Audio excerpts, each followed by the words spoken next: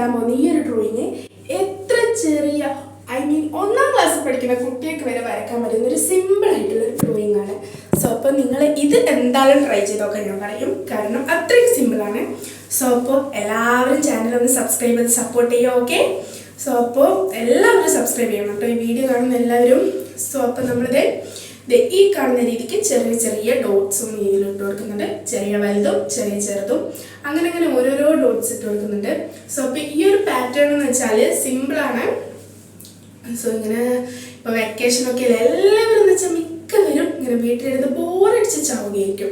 So അപ്പോൾ അതിനേക്കാളും നല്ല ഇങ്ങനെ വെറുതെ ഇങ്ങനെ ഡ്രോയിങ്സിനോടൊക്കെ താല്പര്യമുള്ളവർ ഈ കാണുന്ന രീതിക്കൊക്കെ ഒന്ന് വരച്ച് നോക്ക്, ജസ്റ്റ് ഒരു ടൈം പാസ് അല്ലേ. സോ അപ്പോൾ അങ്ങനെ ഇരിക്കുമ്പോൾ ഞാൻ വരക്കുന്നതാണിത് ഈ കാണുന്ന ചിത്രങ്ങളൊക്കെ.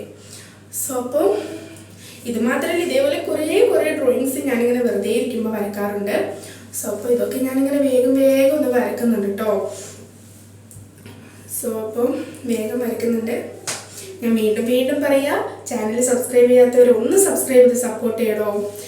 അപ്പോൾ ഞാനിത് ഇങ്ങനെ ഓരോന്നൊക്കെ വരക്കുന്നുണ്ട്.